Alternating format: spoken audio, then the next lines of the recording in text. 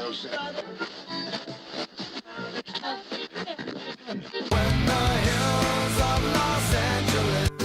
Angeles, I'm and most Hollywood nights. She comes to California, oh, California. What you say about Los Angeles? LA got the people saying.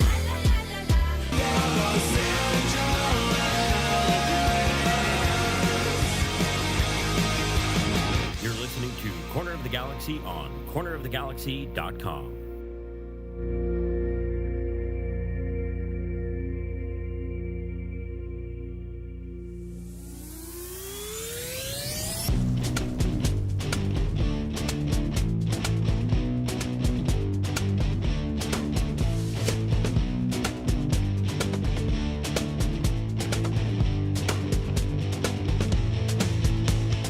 It's time for another episode of Corner of the Galaxy from the Box, the show that gets you behind the scenes of the LA Galaxy and into the minds of soccer reporters and MLS experts. Your hosts for the day are Corner of the Galaxy's Josh Guesman and LA Times soccer reporter Kevin Baxter. Let's start the show.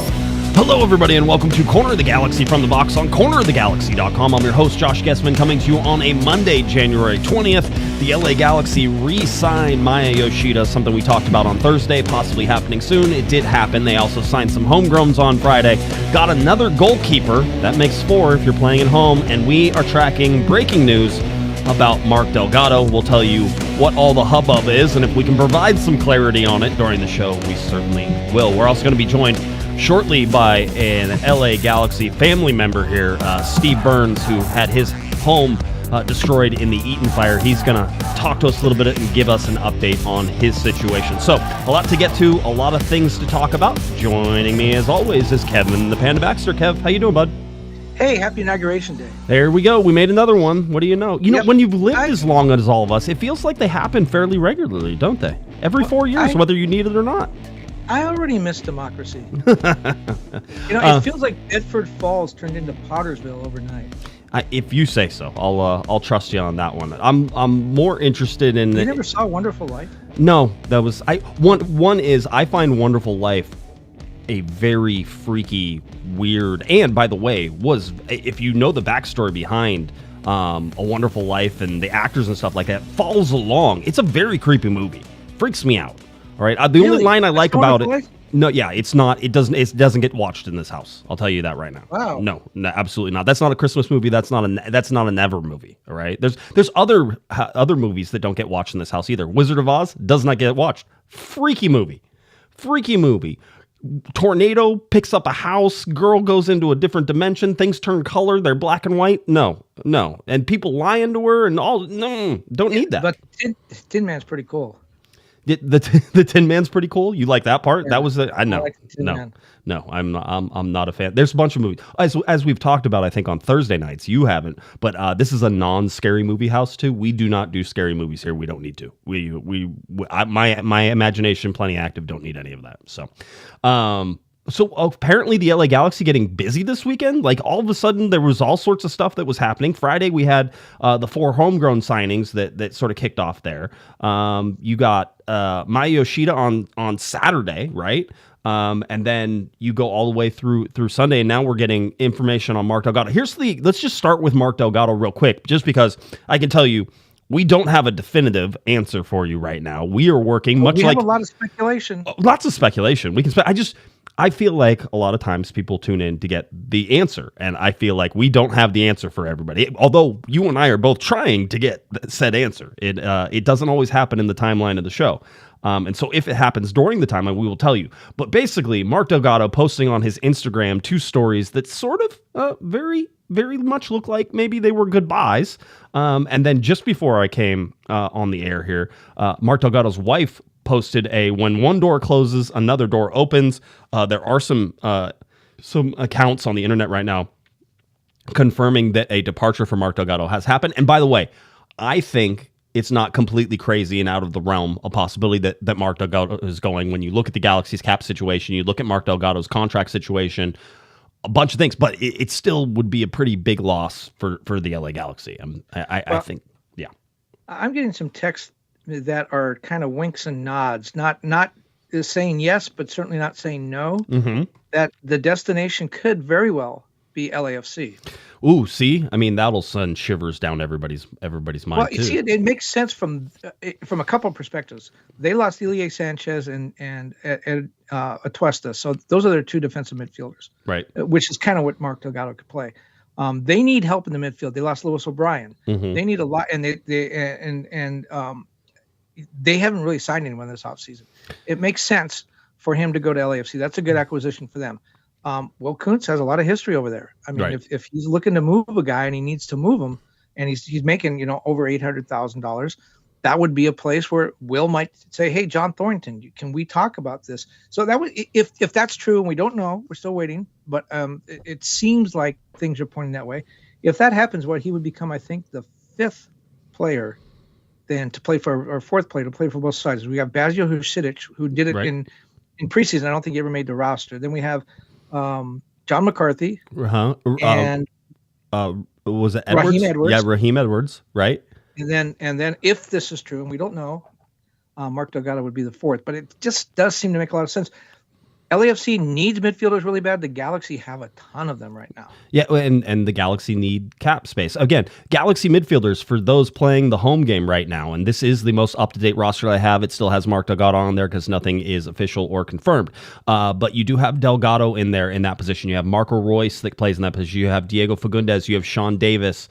And if the rumors are true about Lucas Sanabria, I know lots of people like to peg him. Listen to me very carefully when I say this. The Galaxy don't see Sanabria as just a defensive midfielder. They see him more as box-to-box. And when you look at Mark Delgado is a box-to-box player.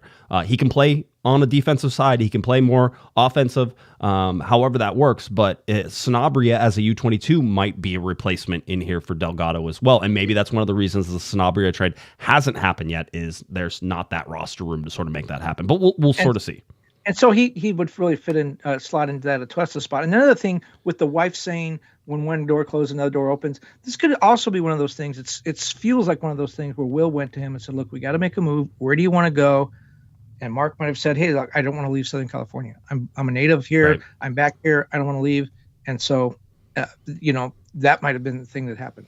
Could have been. And again, we're playing this game along with everybody else. But I can tell you, certainly I don't like to use this term right now, especially with the Santa Ana winds blowing, but where there's smoke, sometimes there's fire. In this case, it seems like there's smoke. I'm just saying. Too soon. It is too soon. Way too soon. I 100% agree, but in this particular case, that's what we're seeing, right? We're starting to see the signs that something is happening and that something is moving in that direction. So we will, again, sort of keep our eye on this Mark Delgado thing. If we get any further clarification during the show, we will, of course, let you know.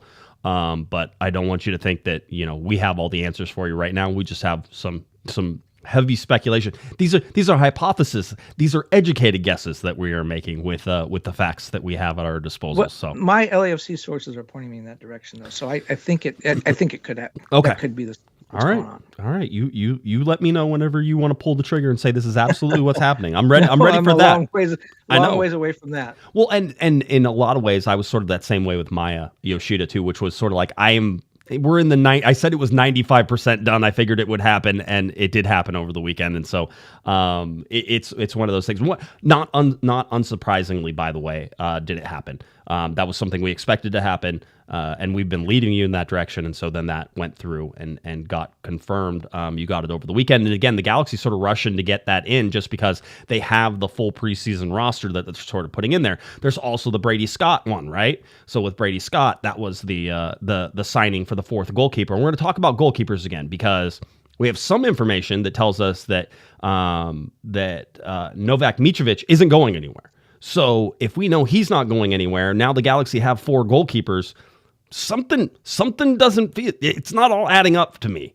Whenever we get there, for me, there's something still going on there, and I can't believe that the Galaxy would start the season with with 4 goalkeepers. So we'll certainly see if that's the case and how that sort of goes. But before we get too far along, we wanted to welcome our very special guest. I wish it was under better circumstances. We shared his GoFundMe a little earlier, I think last week, but we are now joined by Steve Burns. Steve, are you there? Yeah, I'm here. Awesome, Steve. Thank you. Steve. Thank you for joining us. We certainly appreciate Hey, Kevin. it. How are you guys doing? We're hanging in there, but the question is how are you doing? I'd like to, if we could, start a little bit at the beginning here, because we're coming on tomorrow. Would be, I believe, 2 weeks since the Eaton fire started up there in the canyon, Eaton Canyon, right next to Alta Dena. I'm sure you've relived a lot of this, but what was Tuesday like into Tuesday evening whenever the fire started? Tuesday, I had to stay late at work. I was grades were due for the last semester, and I knew we were without power over there.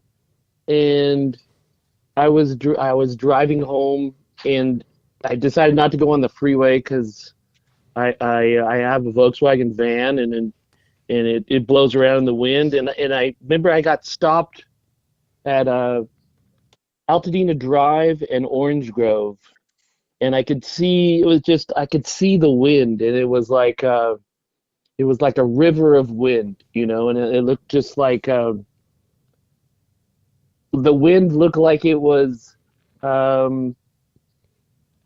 like white water, that people would kayak or canoe through, and it was just, I thought, geez, I'm gonna have to drive through that. And I finally got there and I drove, and then my daughter had to go to work, and she's kind of a newer driver, and she was a little worried. I don't think she'd ever had an opportunity to drive in conditions like that, and she was kind of scared. So I told her you could follow behind me, and I drove her down, and then it started to get kind of smoky where she kind of works over by the Pasadena High School, and it kind of got smoky down there, and there were trees down, but it wasn't terrible. In 2011, we'd had a really bad windstorm that knocked our power out for probably about 5-6 days for us. But anyway, I took her to work, and I got home, and then I got back home, and my neighbor has a giant pine tree in his yard, and I usually don't park there when it rains or it's windy because I'm afraid it's going to fall on my car, and it has before. Right. And that neighbor pulled up next to me with his wife, and he was frantic, and I'd never really seen him like that. And he's like, we've got the evacuation order. We've got to leave right now. Mm-hmm. And I'm like, I've been texting my son, and he said we were under like a evacuation watch, but it wasn't like a mandatory thing yet. So he kind of freaked me out. And so I went down to a neighbor's house. I have an Irish neighbor's house that I coached his daughter in soccer, and he had co-coached with me, and I felt really weird because it was pitch black, and I was on his doorstep, and I'm like, oh geez, I better text him. And then he opened the door, and he's like, hey Steve, what are you doing? He's like, why don't you come on in? Right. He goes, the wind's crazy, and like, you want a beer? And like, I'm like, no, I'm good. And he and his wife and his daughter were sitting there watching. And they looked like they had been watching something on a laptop, and so we talked for a little bit, and we were under the same, misguided idea, which was we live like 1.5 miles from like the edge of the forest of the first house right above us on Lake Avenue, and I just said it's not going to get down to us because it would have to burn everything. Yeah. And so when did you leave? About what time? So I texted his wife. He went to bed, and I texted his wife all night because I'm not going to go to bed till we know we're in the clear. And I texted him and a colleague, and my son. I went and got him, and he came home about 12:30, and we could see the fire up on the mountains, and it was, it looked like I've seen fires up in the area before, but it looked pretty big, but you could still see the mountains. So by about 4 a.m., it got really smoky. Right. And we went outside, and you couldn't really see anything. Maybe like 20 feet in front of you, and my son had some Speedo like glasses to go in a pool, and I just had some regular glasses just try to block the smoke and the ash. It was kind of like a fire snowfall, if you will. And then we finally left probably about 5:30 because we were looking out the window and we saw a house or its yard catch on fire down the street, and like it went out because people came along and it went out, and then the wind was so fierce. I'd never felt the wind that fierce, just outside. I was really scared because I was afraid my neighbor's tree limb could follow me when I ran out the gate. And Right. so we gathered up I just want to say, if it wasn't for my son, I felt like maybe I didn't take it seriously enough because, like I said before, it would have to burn every house between us. Right. And for the most part, it did. And at one point, he was really upset at us, my wife and I, and he said, I'm not going to leave here. We're not going to leave here and let you guys die in this house with our pets, so when he saw that fire down the street, he had made us pack up important documents, because I remember Kevin was saying that like last week, Right. that he had to pack up stuff. And we put all, some clothes in there, but in my mind, I'm like, yeah, I'll probably leave for the night and then things will cool down. Because if I would have started thinking about what I really wanted to grab, I may not have gotten out of there. So, Right. How old is your son? my son is 23. Okay. And I know, Steve, because we've seen you at Galaxy games before. You guys are at a lot of Galaxy. You have season tickets? We do not. We were kind of like got introduced from going to ASO probably around 2009, 2010. Right. And then I was on like the board of ASO in Pasadena, and they had tickets and people wouldn't use them. So I'm like, I like going to games, and Right. I think when my kid was maybe like 12 or 13, he got to meet Landon they had like a thing for the ASO in Glendale, and he was super excited. We have a dog named Landon. That was that's the oldest dog we have. Yep. Yeah, we do have a couple dogs. So So you wound up, with all that, you and the fact that it took so long to develop. My understanding is you did lose your house, correct? I'm so sorry to hear that, but that's my understanding. yes, that's exactly right. And to be perfectly appropriate, like today was the first day that we went back. We could have gone yesterday, but we had a family thing over at our house. I guess the other little anecdote thing was my January 8th was the day our house burned down. It was also my wife's birthday. So Wow. it was a terrible day. And she's like, I don't want that to be my birthday anymore. My birthday was Thursday. So yeah, it was supposed to be it was my 60th birthday. We were supposed to go somewhere away, but we canceled our plans because too much going on. And we're lucky. I consider myself lucky because we're staying at my mother-in-law's, who's 90 years old, in Montebello. And if there's any silver linings, there's a couple of them, but one is it's just an opportunity for my family to like be around my mother-in-law, in the last years. I don't know how long she's going to live, but just towards the end of her life, I think that's really nice. So, Steve, now you relayed a story to us that I think happened on Friday, right?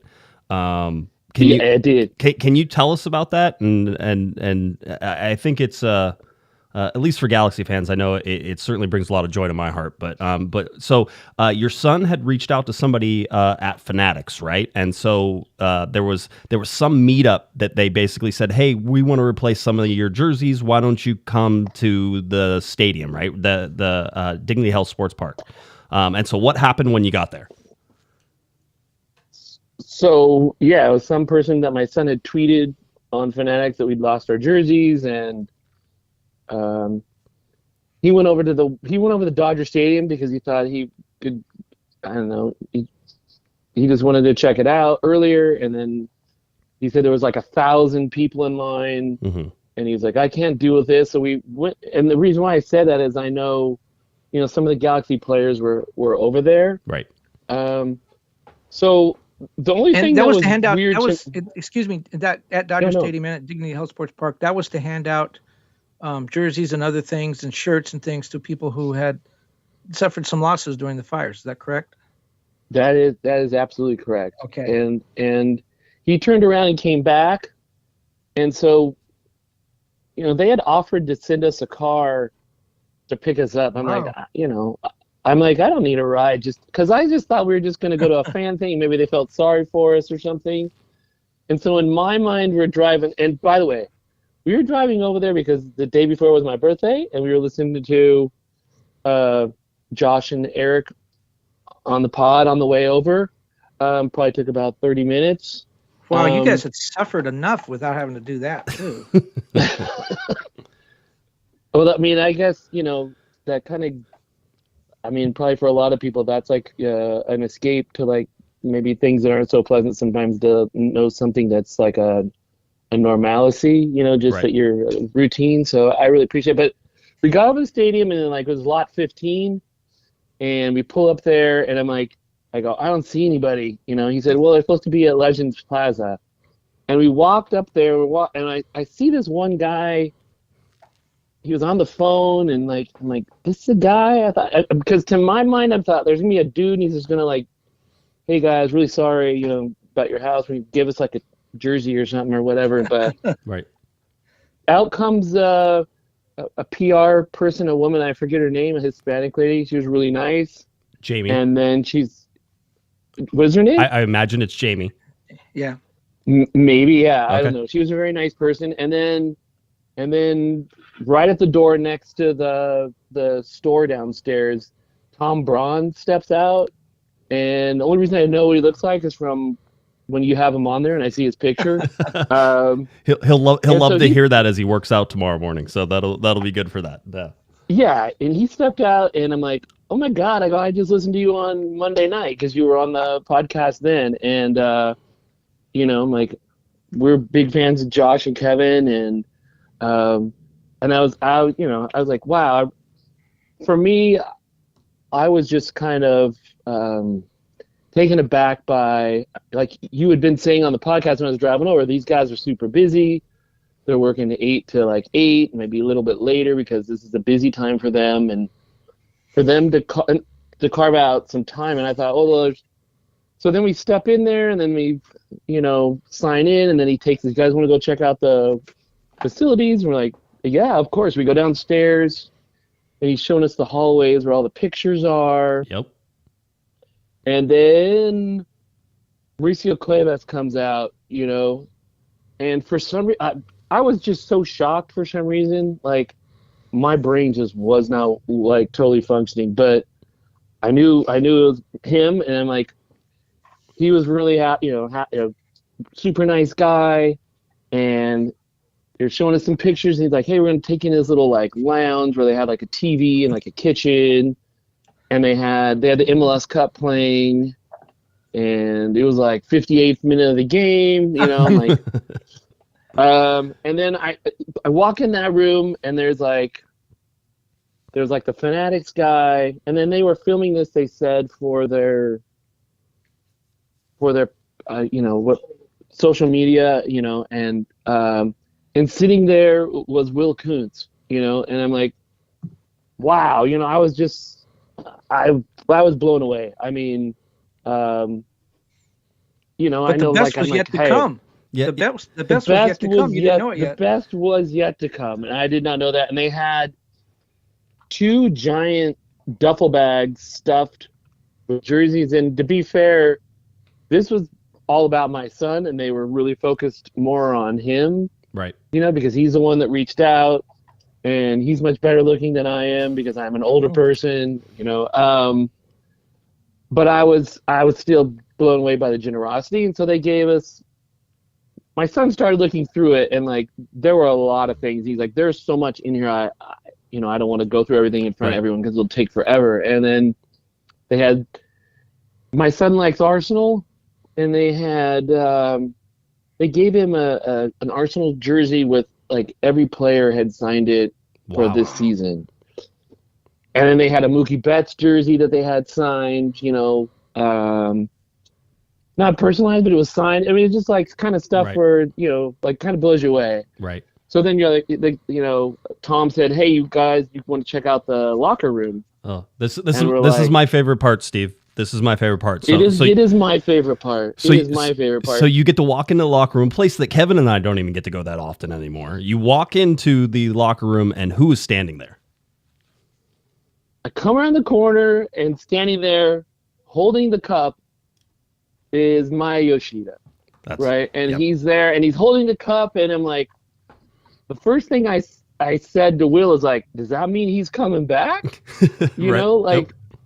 And he's like, and Will said, he just needs to go upstairs and sign the paper. Just go upstairs and sign the paper. He'll be back. I'm like, I wanted to look around and see like if there were names missing or players from last year, but I was so blown away by it. And they let us hold the cup, and we took some pictures with all of them. And then we walked around more of the facilities. They showed us Raul's his room that he has. He wasn't in. They checked, and then they walked us through the stadium club down there, and then onto the field, which was all torn up, but they had a lot of the new seats. It looked really nice, and like all the green was gone. And Tom Braun was like, "Yeah, I think you guys are the first non fans to see the new stadium here." Right. So, it was. I was just blown away by it. The generosity of their time and everything. You were also the first person to know that Maya Yoshida was coming back. Nobody knew that. Nobody knew that. That was a big secret. No, yeah, and the is that Landon? Someone's coming home. That is Landon and Coco and Carrie. So, So the funniest thing, and I think I told this to Josh, the funniest thing is we were getting ready to leave. We were probably, I don't know, maybe we were there 30 to 45 minutes. At some point, Will Kuntz had bowed out. And Maya like looked over at us, and he's like, he had a pen. He goes, "Should I sign? Should I sign?" He goes, "If you tell me yes, I'll go upstairs and sign." I'm like, "Oh, yeah, of course. Go up and sign." That's awesome. And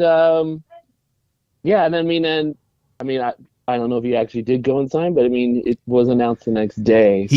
We imagine that he did because we know just by timelines that it has to be signed, it has to be sent to the league, and then it ends up getting approved. So it takes some time. So even from signing, it takes probably another 12 to 18 hours for that to all go through and do it. So I do believe that was. So Steve, if you have one quick message for the Galaxy and for everything that's going on, is what do you think about just that whole experience? I know it comes on the heels of absolute tragedy, and for that, your GoFundMe still set up.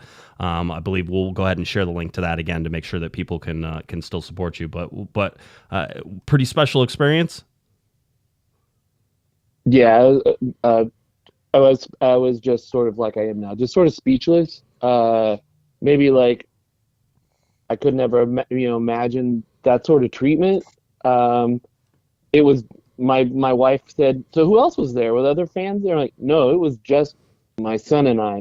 And I know Maya and Mauricio were at Dodger Stadium, and they drove over there just for us. Mm-hmm.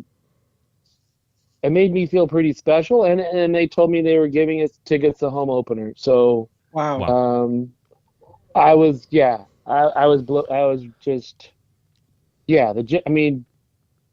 it was super generous, and I just appreciate that they respected us enough to like have us come out and how they feel about helping out fans in a time of need sometimes. So, well, I'm really sorry what happened to you, Steve, with your home and everything, but I appreciate you coming on to share that story, and Josh and I are going to talk about this a little bit more when you go, but thanks for coming on. And again, if there's anything that we can do to help you out, aside from putting you to sleep with our show, let us know. No, I appreciate both you guys, and you guys have a good night, and thank you so much for having me on. It's a real honor to be on here with both of you. Thanks, Steve. It's our pleasure always and forever. So we'll stay in touch. We'll see you soon, and hopefully out at the game here real soon. So thanks again, Steve. Thank you very much. Have a good night. All right, there he goes. Steve Burns lost his house in the Alta Dena fire and the Eaton fire. I have a lot of things I need to say about this. First of all, when you, and I don't know if you told me about it, if I heard it from Steve or where I heard about it, but when I did hear about it, and I think it was from you, Josh. Yes, it was. I immediately sent a message to Will Kuntz just saying, hey, my message was awesome thing you did today with those fans who were victims of the fire. And he responded immediately, which, as you know, right. Will doesn't always respond immediately. Right. He said, wish we could do a lot more for everyone. And I started to think about that. There are 12 professional teams in Southern California, and they all came together and they made a donation of over $8 million to the fire victims, and they handed all kinds of gear. As Steve mentioned, they were at Dodger Stadium, they were at different, at the BMO, I think Angel City was out there. Right. When you think about, and this is not to cast aspersions on anybody, but I've covered a lot of sports, as you know, and baseball, those are teams. Hockey, a little bit more maybe clubbish, but they're teams. Football, they're teams. Soccer teams are clubs. And a club is something that you're a member of. And when you're a member of a club, you have other club mates and they take care of one another. And I think soccer really is different. I feel that soccer really is different. And this is what a club does when one of its club members has a problem. What the Galaxy did is they stepped up. That's I don't know, maybe you and I have been hanging out too long together, but I texted Tom Braun and said, what you did was outstanding, the amount of time, all the stuff. I go, quite honestly, we talk about what sports is, right? We're always trying to define what sports is. I go, this is kind of what sports are. And I know that sounds ridiculous because sports are about kicking a ball, throwing a ball, moving a puck, shooting a basket, like all those things. And at the heart of it, it's competition. And that's but it's people like those games. People love clubs and love games because of this, because of the community, because of the family. And having been graciously part of this LA Galaxy family for, this is our 17th season going on. I'm totally biased when it comes to LA Galaxy fans. I adore the LA Galaxy family. I adore our listeners. I feel so lucky and so privileged to be able to be where we are, Kevin, and do what we do. And if every once in a while, and it doesn't take much, if we can point somebody in the right direction, if we can give somebody a little escapism for soccer and everything else, that's all I need. Little moments of magic. And seeing Steve, that moment of magic that the LA Galaxy put together, I told the story to my family, and I was basically crying whenever I was saying, I still get teary-eyed. It means something whenever this happens. Well, and again, I'm going to go back to it's a club, and one of the club members was hurting. And the Galaxy will talk about when there was the fan boycott, how they didn't like that and how it was overblown and all that kind of stuff. No, it wasn't. That was the other side of this club thing. Yep. Hey, the club members were saying we need to make a change over here, and now we see the club saying, hey, you fan, that are having some issues. We're going to try to make things better. It's a club. It's a family. As you said, sometimes we don't get along, but we're always there for each other when we really need to be. And, the Galaxy did the right thing. And I believe he wished he could do it for every fire victim. I know that. Yes. They can't. But in a sense, what Steve experienced is something that is going to resound with everybody who, unfortunately may have been victimized in some way by this horrible incident. And I know that Galaxy couldn't have everybody out there, but in a kind of sense, Steve was your representative. Yeah, it was an amazing gesture and really fun story to recount on the heels of absolute tragedy, and certainly seeing that. By the way, yeah, just this quickly before I forget, this is the second week in a row that we've had someone phone in. Right. We need to get a sponsor like the AT&T guest line. Or something, or like Kane's Chicken Fingers phone line, something, anything at this point. I don't care. Staples phone line. Who else? We need somebody. 100%. By the way, the Eaton fire, I was going to say 87% contained with winds going tonight. The latest updates I had there was they're still mopping up inside the containment area. Over 14,000 acres burned. So many houses, and I know we've all seen the pictures of the Palisades and the Eaton fire and Alta Dena and everything else in between. And it's still intense and it's still going on. So remember that. By the way, I had a story last Monday about, or I think it was in the paper on Tuesday, maybe, about a group of fire victims that were at a hotel near the airport, and they call themselves the Breakfast Club, and they get together in the morning and talk about what news they've heard and all that. Anyway, ran a photo of one of the fire victims from Palisades, and he was wearing a Galaxy hat, which I just don't know what that means, but it's pretty cool. That is something. Metalhead 96, $10 super chat. Steve, we will rebuild Alta Dena and become even stronger. LA Galaxy for life. Alta Dena and LA strong. The fire can take our homes, but not our love for the city and the LA Galaxy. Patrick, by the way, a $10 super chat. Going back to some Mark Delgado news, certainly says hashtag Chef Kuntz DP number 9. So certainly talking about what the LA Galaxy possibly could do with that Mark Delgado. If you just joined us and you're paying attention, we did talk a little bit about the likelihood that Mark Delgado is going to be departing the LA Galaxy. All signs point to that. Kevin has at least some information there that could possibly be to crosstown rival LAFC, which if you're going to do an intra-conference trade, Kevin, and then you're also going to trade it to your rivals, there has to be like an increase. Like you have to like ask for like 20% more, right? Like you can't just do it for free, because this could be one of the first intra-league trades that's just straight up cash. It absolutely could be, right? That could be one. It also could be for general allocation money or other things or other players or anything else that is sort of in there. That's not out of the realm of possibility. Delgado with his salary.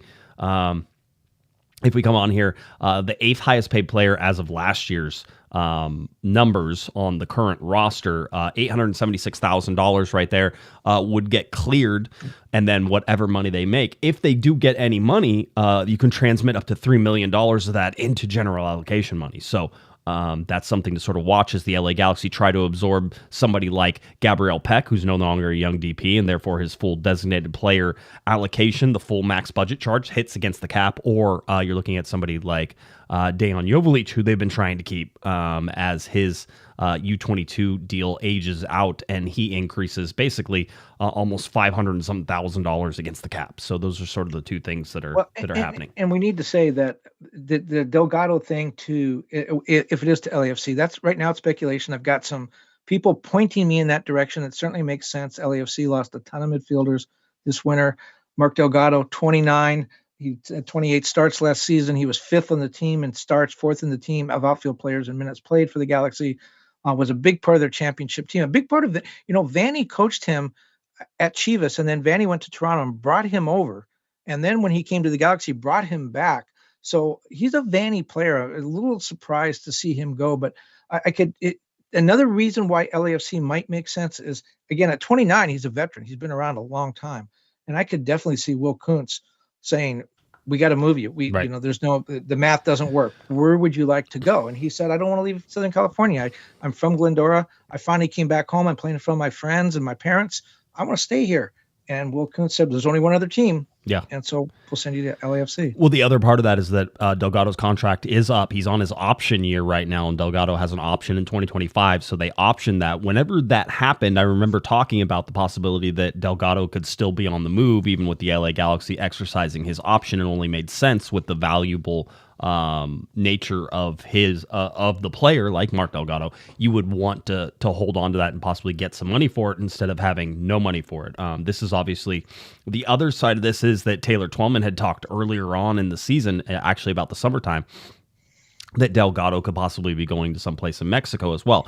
That's still up in the up in the air as we sort of look at that. So, what a motor for Delgado. I'm not going to write his obituary with the LA Galaxy here just yet. We'll wait and figure out what all the details are and everything goes, and then we'll have to analyze what happens and how much comes in return and everything else. But again, another MLS rule, cap space rule. The LA Galaxy had stars align with U22s signing up. With Dejan Jovalic being under that, with Gabriel Peck being a young designated player, the Galaxy had sort of those advantages going for them. They don't have those advantages this year. Everybody gets more expensive, and we all know that MLS doesn't like to have dynasties really set there. The last team in Major League Soccer to repeat were the 2011-2012 LA Galaxy. That was a long time ago now. Well, what's interesting is, so Delgado, if Delgado does leave, that means the Galaxy would have 10 of the 11 players on their roster with at least 15 starts, all back with Yoshida coming back. So of the 11 players that had more than at least 15 starts, 10 of them are back if in fact Delgado leaves. But that looks good. That looks like, everything worked out right. There's some consistency there. Next year, there'll be 9 players who are either out of contract or in their option year. Right. So right now, it looks like everything is pretty solid. Next winter, it's going to be a mess again. Yeah, but I also think that you say a mess. That's also roster flexibility for the LA Galaxy too, right? I mean, they're first of all, we could say that Maya Yoshida signed a 2-year contract, right? So another 2 years with Maya Yoshida.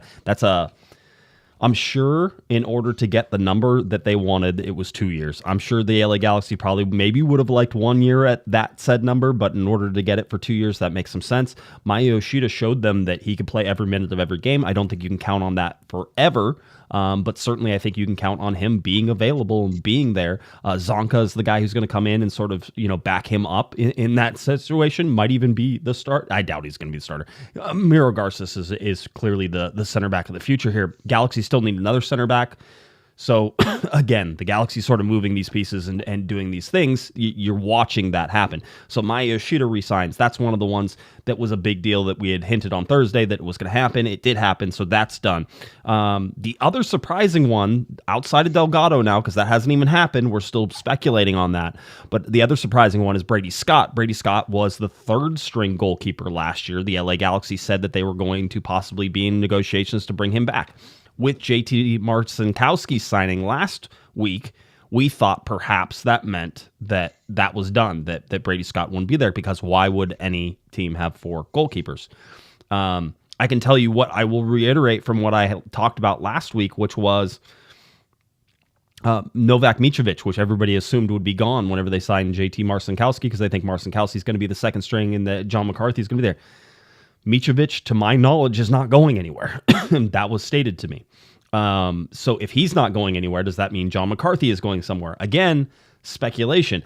I don't believe the LA Galaxy, and if you look at their preseason roster right now, they have it, but the preseason roster says that they have 4 goalkeepers on the preseason roster. I can't imagine they go into the season with 4 goalkeepers.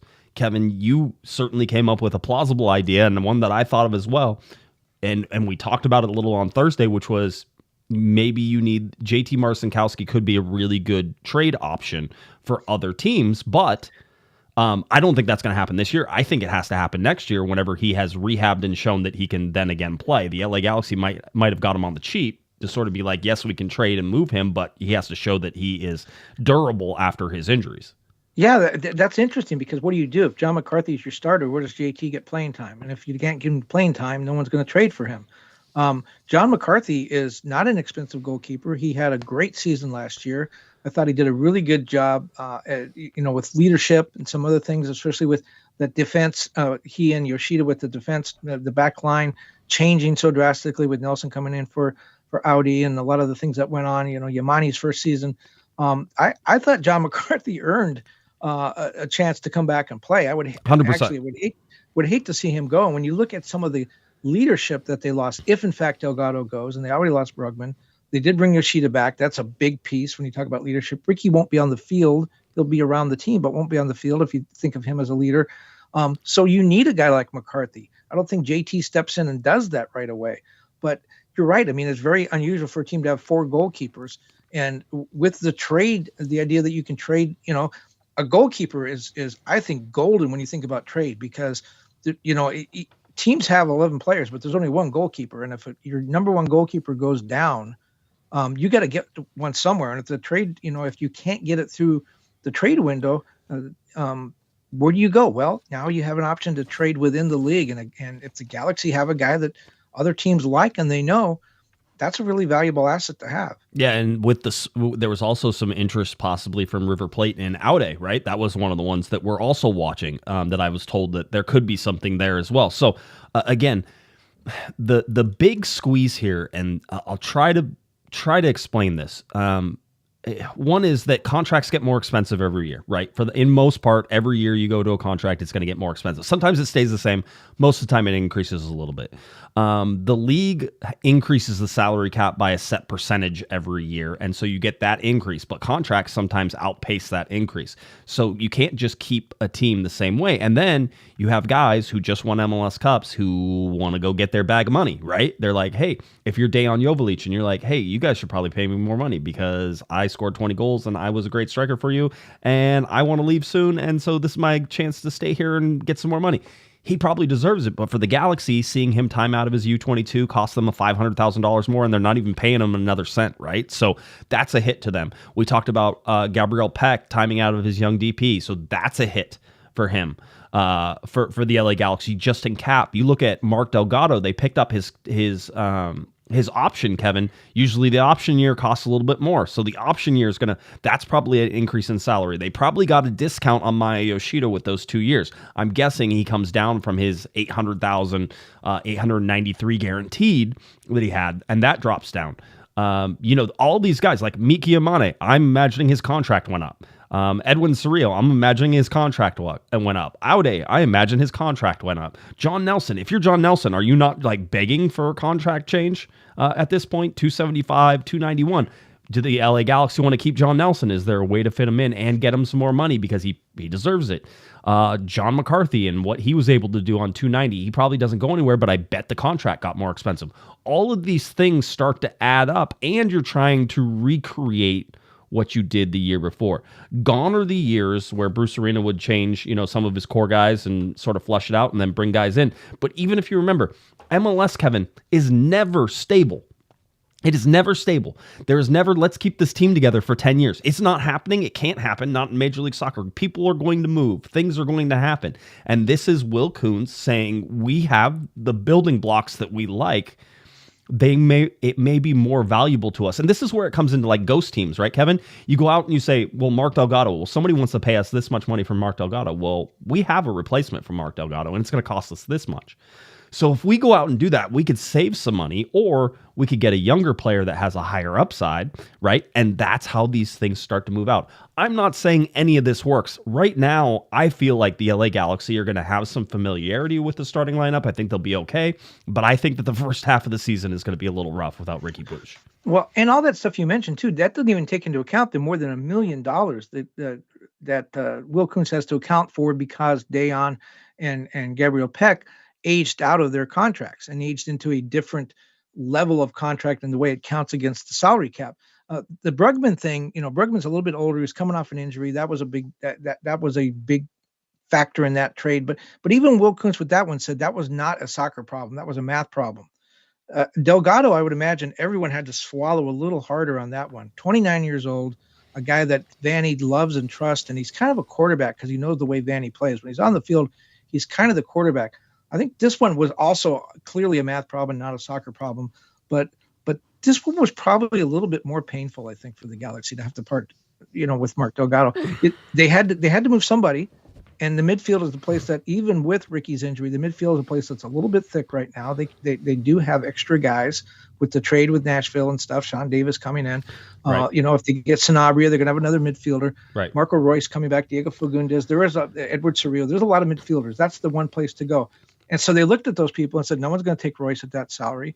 No one, Sean Davis just came over. He's not going anywhere. We want Sanabria. That's why we're signing him with a big transfer fee. Who's left? And unfortunately, Mark Delgado was the guy that was left. And he has value again, right? Like, it has value. You can't. I always loved it. People are always trying to get rid of Jorgen Shelvik, and it's like, well, there's no value there. So how are you going to move them, right? Like, it's those types of things. It's really hard to get rid of the bad players. It's a lot easier to get rid of the good players. And if they find that there is like what they feel is above market value for a player, I think, let's put it this way: buckle up. Okay, Will Kuntz isn't afraid to go ahead and throw out the best player if it means. There's rumors right now, and we've heard these rumors that possibly Gabriel Peck could go to Arsenal. If the number's big enough, Kevin, and the Galaxy could go out and sign another young DP with money, and they transfer, Gabriel Peck for $20 million to Arsenal or something like that, or $15 million to Arsenal, and they get to transfer 3 of that over, they get to use the rest, $12 million to go buy another player, and they can put him in a young DP. I would say that they're going to consider it. This is not a permanent thing for the Galaxy. You have to move the pieces all the time anymore. And I think we sort of have to get used to that. I've heard people around the league say they believe Gabriel Peck, whether it's this year or next year or 2 years from now, may wind up getting the largest transfer fee out of MLS to Europe of any player in league history. And I think that number is around $20 million. Yeah. I don't remember what Alphonso Davies got, but he was a very young player. Gabriel Peck's almost, a little bit, not much older, but a little bit more established with the season he had. When Alphonso Davies went over to Bayern Munich, he wasn't the player that he is now. Right. But, Gabriel Peck could get an awful lot of money for the Galaxy. Yeah, it could. And that's something, again, that's something that Will is going to look at whenever it comes down to how you can use that money and how you can do it. I really feel like one is the LA Galaxy have earned the benefit of the doubt after last year, right? It's sort of like, hey, you guys put together a puzzle and you said we thought we were going to be really good and we were. And we won, and that's what the Galaxy are saying. We did this. You need to trust us right now. We can look at it. I'm willing to see what the money is. I'm willing to see how it goes, but I don't feel like Delgado is going to stay. I feel like that ship has already sailed from all of the Instagram posts and everything else, and so now we get to sort of watch and wait. The other bit of news that we had was that the LA Galaxy signed 4 homegrown players as well. Jose Pepe Magana, Riley Delgado, and then we have Owen Pratt and Vicente Garcia. The LA Galaxy announced that the club has signed LA Galaxy Academy goalkeeper Owen Pratt, defenders Riley Delgado, and Jose Pepe Magana, and midfielder Vicente Garcia as homegrown players. Additionally, LA Galaxy Academy midfielder Gabriel Arnold has signed a professional contract with MLS Next Pro affiliate Ventura County FC through the end of the 2026 campaign. Notably, 7 LA Galaxy Academy players have signed professional contracts over the last 12 months.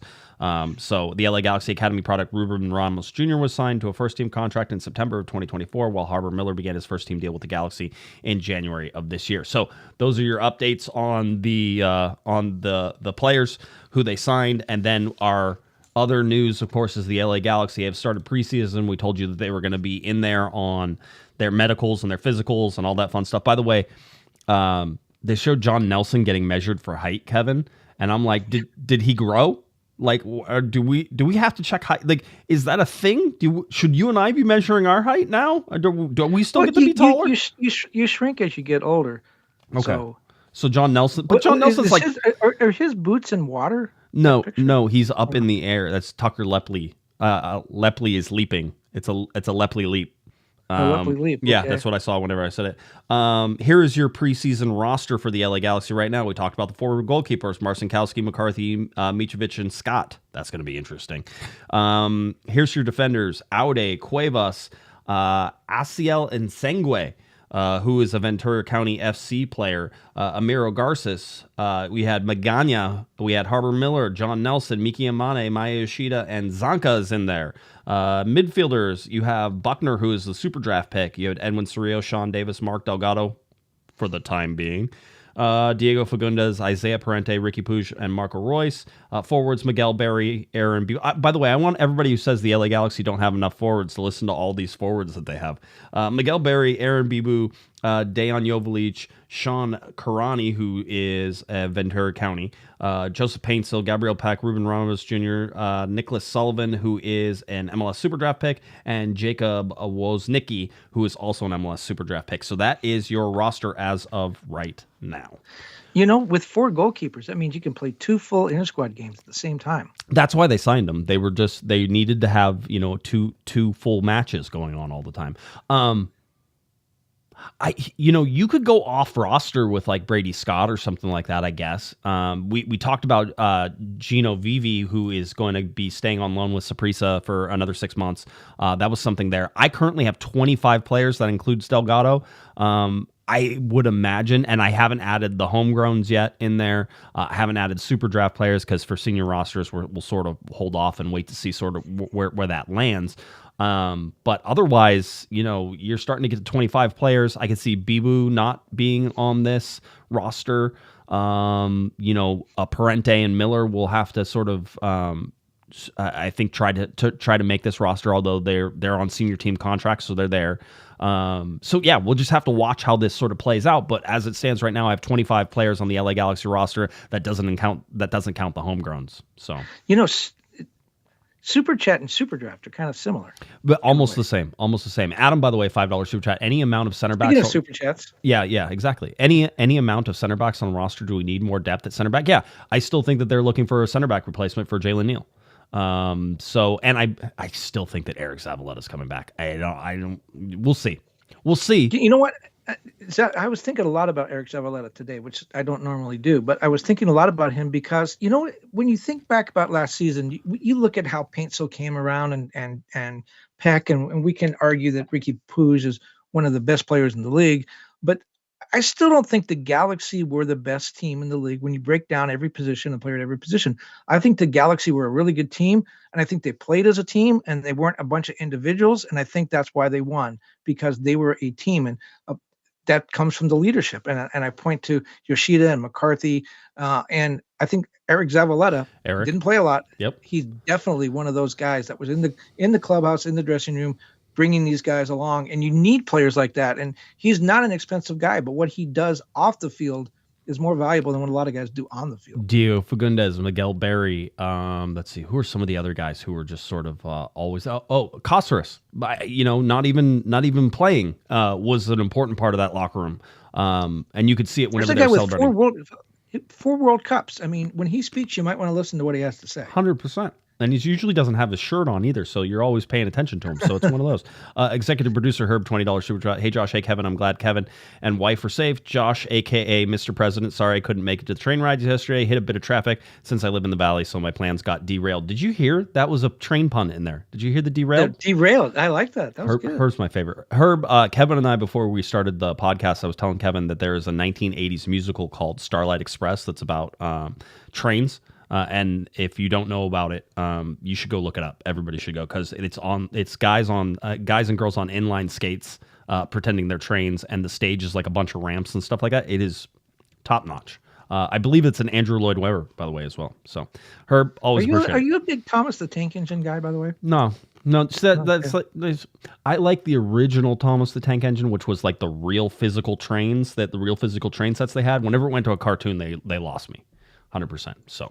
Oh yeah, the one with Ringo Starr was the conductor guy. I think yes. Very good. Yes, 100%. Yeah. Okay, good.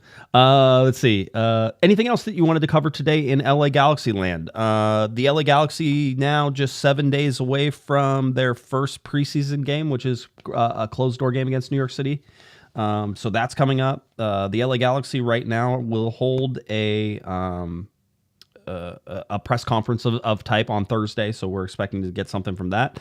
So we'll pay attention to that. That's when they're going to have Greg Vanney and Will Kuntz talk, and then some select players as well. So we'll pay attention to that. But the Galaxy training Monday, Tuesday, Wednesday, Thursday, and Friday. There it is. LA Galaxy back in preseason, and soon to head off to Coachella. So. And what's going to happen on February 9th at Coachella, by the way? We don't know. We don't know yet, because I'm still working on it. So you probably shouldn't ask questions that you don't know answers to. You make a horrible lawyer, by the way.